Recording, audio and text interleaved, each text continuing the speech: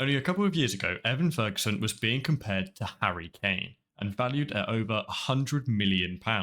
He was supposed to be the next big thing, but now he's off on his second loan in as many seasons, this time at Roma, trying to find himself again. However, this isn't necessarily a fall off, it's a comeback story waiting to happen. Brighton's Irish Wonderkid is still one of the most complete young strikers in Europe. He just needs a reset, and Roma might be exactly that. It's safe to say Evan Ferguson exploded into Premier League conversations out of the blue in true Brighton spawning Wonderkid fashion. A teenager dominating top flight defenders, including his first goal where he literally bodied Saliba, a striker who looked like he belonged in the league for years, and even that same goal against Arsenal where he dropped Saliba is an example of this. He had just scored his first Premier League goal, and his initial reaction, instead of celebrating, was to run to the net, pick up the ball, and get the game going to try and stage a comeback. There was a real sense of arrival and not just potential. He wasn't just a promising youngster. He was a ready-made striker with intelligence beyond his years. There was hype, of course, but this time it felt justified. In his breakout 2022-23 season, he was scoring, linking up play, out-muscling grown men, and doing it all with a calm head. He wasn't rushed, he wasn't raw, he was composed. Evan Ferguson was thriving under Roberto De Zerbi. In fact, his early success in that system is what earned him the £100 million valuation in the first place. Under De Zerbi, Brighton evolved into one of the most tactically fluid sides in the league. Ball dominant, fearless, attacking with positional rotations that caused chaos for other clubs. And at the centre of it, a teenager. In September 2023, Evan Ferguson made history. At just 18 years old, he became the youngest player since the Michael Owen to score a Premier League hat-trick, and the youngest non-English player ever to do so. That day against Newcastle wasn't just about the goals, it was how he scored them. There was a composed finish after reading the defender's mistake, a thunderous strike from outside the box, and a poacher's tap-in that just showed his perfect ability and movement off the ball. 3 goals, 3 types of finishes, and one complete young striker. Ferguson was on fire. He had 3 goals and 2 assists in his first 5 appearances in the Premier League, and every time De Zerbi needed control in the final third or structure in the attack, he trusted Ferguson to deliver, and that's very rare, especially at his age. He had the tools that you would dream of in a striker: size, balance, intelligence, work rate, and it's these that make him often get called a modern number 9, and that is fair. He's strong, intelligent, he's deceptively quick and positionally disciplined, but there's more to it.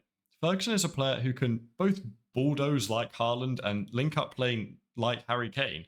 He's more than just a poacher. Again, think of a young Harry Kane with a bit more like physical presence and a little bit less of a passing range.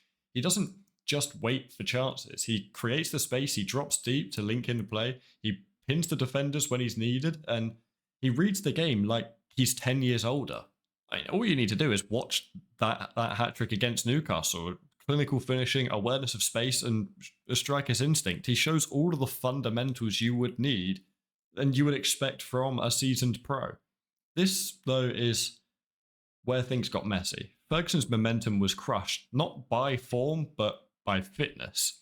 He suffered from recurring ankle and muscle injuries and a ACL injury, and they're the kind that just... They're not completely catastrophic, but they're very, very disruptive. You can't build rhythm if you're out of the squad every other week, and you can't gain confidence when you're subbed off after 65 minutes to protect your legs, and that's if you even get to start at all. Over time, that wears on you. Your timing goes, your intuition dulls. Worst of all, your confidence starts to fade. Ferguson stopped doing all the little things that were making him special. He became cautious, and at elite football, in the top of the game, it's this caution that kills. And then, let's talk money. In early 2023, every big team in the world was sniffing around him, and certain reports suggested that Brighton would only listen to offers above £100 million. And why? Why is that a price tag that can be asked of a child? Well, he was Premier League proven at 18. He was strong, technical, smart, and he will sort your number 9 issues for the future. He will be that long-term option at any club. But football is ruthless. 1 year later, and his value had dropped significantly.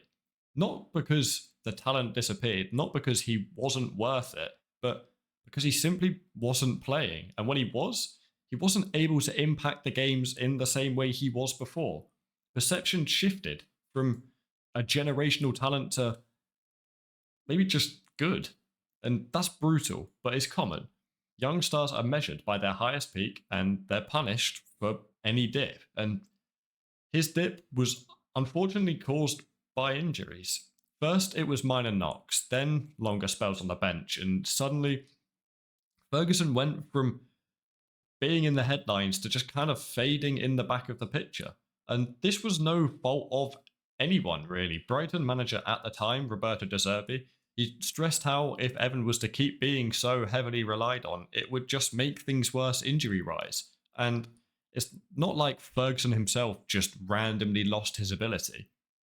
But this dilemma causes problems because if there's one thing that's bad for someone coming back from tearing their cruciate ligament, it's being thrown into heavy game time and being relied on. But if there's one thing that's bad for halting a promising young player's growth, it's insufficient game time. So Brighton and Evan Ferguson, they were at a bit of a crossroad. And by the start of the 2024-2025 campaign, he was still out injured.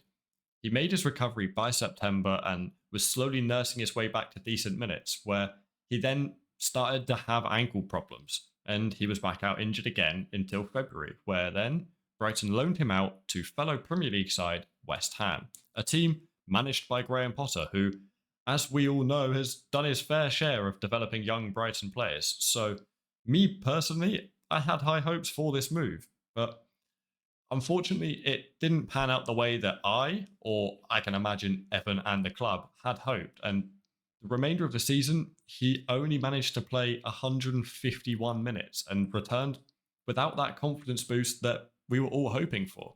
And that then leads us to now, where Brighton had a decision to make. Keep him at the club alongside other promising Wonderkids such as Kostoulas, Simas, Ruta, and the ever-present Danny Welbeck, and not be able to offer him guaranteed game time or find him another move. So he's moved on loan to Roma. And well, there are strong suggestions that this loan deal includes an option to buy of around 40 million.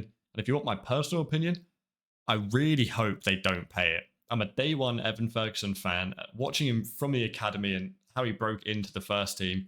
However, I think in the grand scheme of things, Roma is a great club for him to go to. Italian football has always been a place where intelligent forwards thrive.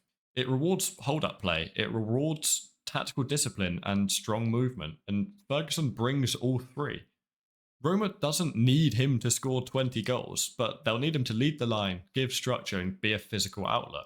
And well, he's been able to do that pretty well already. I mean, I know it's only pre-season, but he's managed to get 5 goals in his first 2 games. And now he's out of the Premier League spotlight too. That alone is massive. In Rome, he gets to breathe, to play, to fail, and hopefully try again.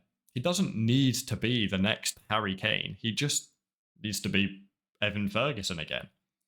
But thankfully, Brighton hasn't closed the door, and this isn't a permanent goodbye. Hopefully, it won't be either. This is just a send-off to return sharper and hungrier. If Ferguson can stay fit, find rhythm, and get a nice little goal tally out in Rome, his stocks will rise again. Not just because of numbers, but because the tools are still clearly there. He's still only 20, by the way. Let that sink in. And when he comes back to Brighton, he could slot right back into a system that suits him. Wingers who create the space, midfielders who feed runners, and fullbacks who are just incredibly dangerous going forwards. Plus, Herschler will know that they're getting a more mature, tested striker. It's not just a redemption story, it's more of a return to the level that everybody at the club knew he already had. And you see a lot of common misconceptions in the media now. People are always quick to jump on the back of a player who isn't performing, and some of the things you hear about Evan Ferguson are crazy. I mean, you get things like he's finished. He's only 20 years old. Just stop it. He was overhyped. I mean, I guess you could make that argument considering he isn't worth that £100 million now, but I would still disagree. I think the hype was extremely warranted at the time. Sure, the levels faded, but the talent is still evident, and it's not like he's lost it. He just hasn't been able to continue at that level due to a lack of game time through injuries. And then you also get the ones like Brighton gave up on him. Now, this is one that I feel quite strongly about. I don't think it's over yet by any means, and I really hope it isn't. But I think the club would be incredibly stupid to let him slip away because he's a seriously special player once his confidence returns. And I doubt scoring 5 in your first 2 games at your new club is going to be bad for confidence.